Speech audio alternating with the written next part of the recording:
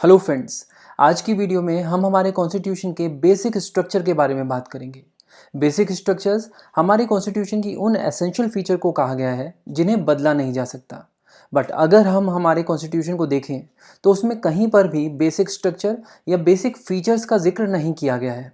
तो क्वेश्चन ये है कि ये बेसिक फीचर्स आखिर हैं क्या, और ये कब और कैसे हमें पता चला कि हमारे कॉन्स्टिट्यूशन के कुछ बेसिक फीचर्स हैं जिसे चेंज नहीं किया जा सकता। तो इस वीडियो में हमें इन सभी क्वेश्चंस के आंसर्स मिल जाएंगे।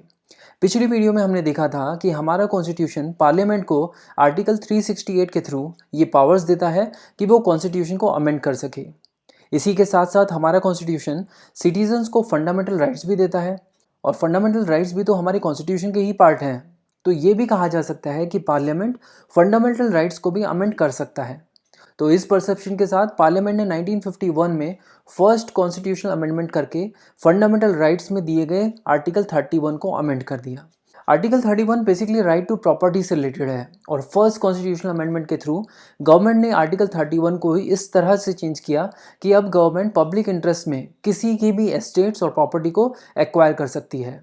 इससे ज़मींदार जो थे वो घबरा गए, क्योंकि ज़मींदारों की ज़मीनें तो हज़ारों एकड़्स में फैली होती हैं, और उन्हें पता था कि गवर्नमेंट ने ये कॉन्स्टिट्यूशनल अमेंडमेंट उनकी ही ज़मीनों को छीनने के लिए किया है।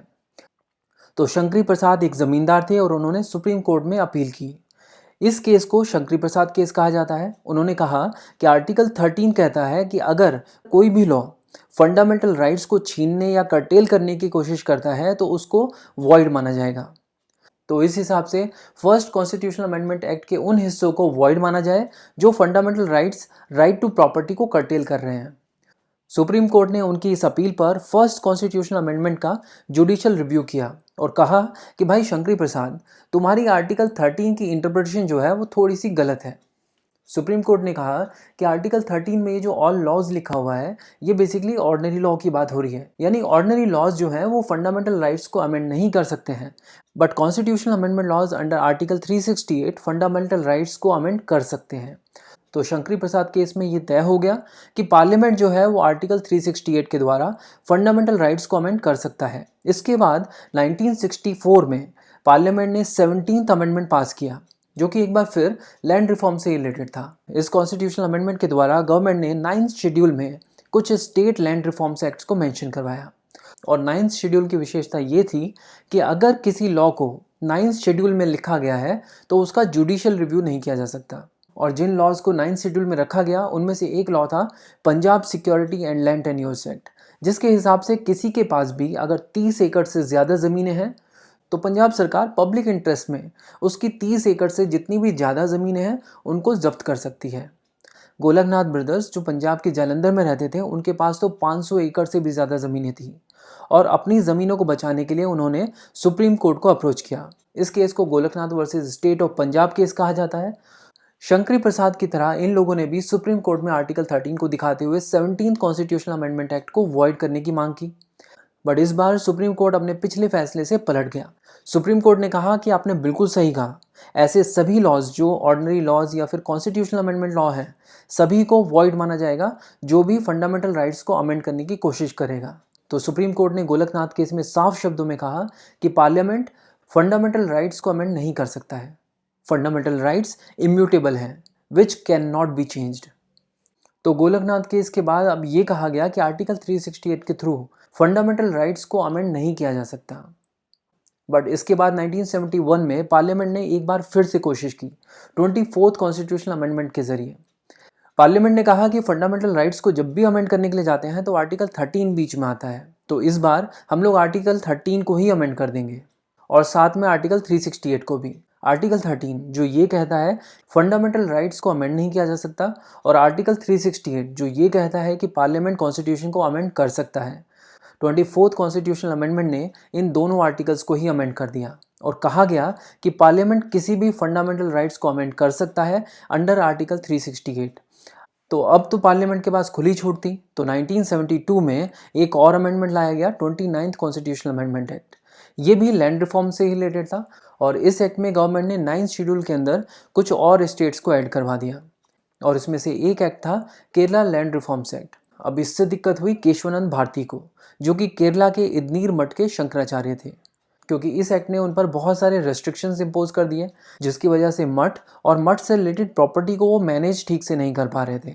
अब ये एक्चुअली में आर्टिकल 26 का वॉल्यूशन है, जो ये कहता है कि आप बिना किसी गवर्नमेंट के इंटरफेरेंस के अपनी रिलीजियस प्रॉपर्टी को मैनेज कर सकते हैं। बट अब करें तो करें क्या, क्योंकि 24th कॉन्स्टिट्यूशनल अमेंडमेंट में गवर्नमेंट ने आर्टिकल 13 में भी चेंज करवा दिया था। अब गवर्नमेंट के पास पावर्स थी कि वो फंडामेंटल राइट्स को चेंज कर सकते थे। और क्योंकि 29th कॉन्स्टिट्यूशनल अमेंडमेंट में ये Kerala land reforms act 9th schedule में ऐड करवाया गया था, तो इसकी वजह से इसको जुडिशियल रिव्यू में भी नहीं ले जाया जा सकता था। बट क्योंकि ये केस है फंडामेंटल लॉ वॉयलेशन का, तो रिट पिटीशन तो डाल ही सकते थे।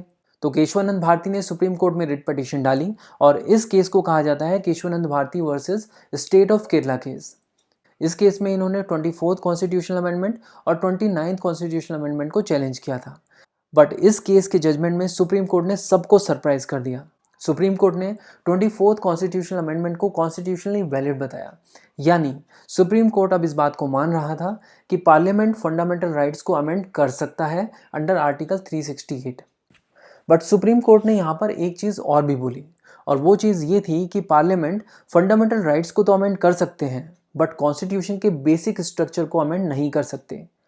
बट ये जो बेसिक स्ट्रक्चर है ये क्या है, इसे समझने से पहले हम अभी तक जो सुप्रीम कोर्ट के जजमेंट्स हमने देखे उनको रिवाइज कर लेते हैं। तो शंकरी प्रसाद केस में सुप्रीम कोर्ट ने कहा कि पार्लियामेंट फंडामेंटल राइट्स को अमेंड कर सकता है। फिर गोलकनाथ केस में सुप्रीम कोर्ट ने कहा कि पार्लियामेंट फंडामेंटल राइट्स को अमेंड नहीं कर सकता है। और फिर केशवानंद भारती केस में सुप्रीम कोर्ट ने कहा कि पार्लियामेंट फंडामेंटल राइट्स को अमेंड तो कर सकता है, बट कुछ एक्सेप्शंस के साथ, और वो एक्सेप्शंस ये हैं कि पार्लियामेंट बेसिक स्ट्रक्चर्स को अमेंड नहीं कर सकता है। अब इन सिचुएशंस में हमें 42nd अमेंडमेंट को देखना चाहिए, जिसे पार्लियामेंट ने 1976 में पास किया। इस कॉन्स्टिट्यूशनल अमेंडमेंट एक्ट में पार्लियामेंट ने आर्टिकल 368 को अमेंड करते हुए आर्टिकल 368 की पावर्स को अनलिमिटेड बना दिया और कहा कि अब से किसी भी कॉन्स्टिट्यूशनल अमेंडमेंट का जुडिशियल रिव्यू नहीं किया जा सकता। अब इस बैकग्राउंड में मिनर्वा केस को समझते हैं। मिनर्वा केस बेसिकली एक टेक्सटाइल मिल था, जिसे सेंट्रल गवर्नमेंट ने अपनी Sikh textile undertaking nationalisation act के तहत नेशनलाइज कर दिया था। और ये नेशनलाइजेशन क्यों किया गया था, उसके लिए स्टेट की तरफ से जवाब ये था कि भाई हम तो directive principles of state policy में लिखे हुए आर्टिकल 39 का पालन कर रहे हैं, जो ये कहता है कि कम्युनिटी के रिसोर्सेज का इक्विटेबल डिस्ट्रीब्यूशन करो। तो बेसिकली गवर्नमेंट क्या कर रही थी कि जिन टेक्सटाइल मिल्स की हालत बहुत ज़्यादा ख़राब है, उनमें मिसमैनेजमेंट बता के या कोई और रीजंस बोल के उन कंपनीज़ को नेशनलाइज कर दे रही थी। नेशनलाइज करने का मतलब ये है कि उन कंपनीज़ को एक्वायर कर ले रही थी। जब उन कंपनीज़ को एक्वायर किया जा रहा था तो उनके मालिकों को कुछ पैसे दिए जाते थे, बट ये कंपनसेशन प्रॉपर दिया जा रहा था कि नहीं, ये क्वेश्चनेबल है। क्योंकि अगर ये कंपनसेशन प्रॉपर होता और कंपनीज़ के मालिकों की मर्जी से ही एक्विजिशन किया जा रहा होता, तो मिनर्वा मिल्स के मालिक सुप्रीम कोर्ट नहीं जाते। सुप्रीम कोर्ट में मिनर्वा मिल्स की तरफ से ये कहा गया कि उनके fundamental rights under article 19 clause 1 sub clause F का वॉल्यूशन हुआ है, जो ये राइट देता है कि वो प्रॉपर्टी को एक्वायर कर सकते हैं, रख सकते हैं और उसको बेच सकते हैं। सुप्रीम कोर्ट में मिनर्वा मिल्स की तरफ से ये भी कहा गया कि 42nd constitutional amendment act basic structure को वॉलेट कर रहा है। तो सुप्रीम कोर्ट ने यहाँ पर 42nd कॉन्स्टिट्यूशनल अमेंडमेंट एक्ट को बेसिक स्ट्रक्चर के अगेंस्ट वैलिडेट भी किया और कई सारी फीचर्स बेसिक स्ट्रक्चर्स में ऐड भी की। सुप्रीम कोर्ट ने कहा कि स्टेट को चाहिए कि फंडामेंटल राइट्स और डीपीएसपी में हार्मोनी बना के रखें। ये बिल्कुल नहीं चलेगा कि आप डीपीएसपी को इम्प्लीमेंट करने में लोगों के फंडामेंटल राइट्स को ही ब्रीच कर दो। और 42nd कॉन्स्टिट्यूशनल अमेंडमेंट में जो अमेंडमेंट की अनलिमिटेड पावर्स पार्लियामेंट को दी गई थी, उसके लिए भी सुप्रीम कोर्ट ने कहा कि कॉन्स्टिट्यूशन के बेसिक स्ट्रक्चर के हिसाब से पार्लियामेंट के पास लिमिटेड पावर होनी चाहिए अमेंडमेंट की।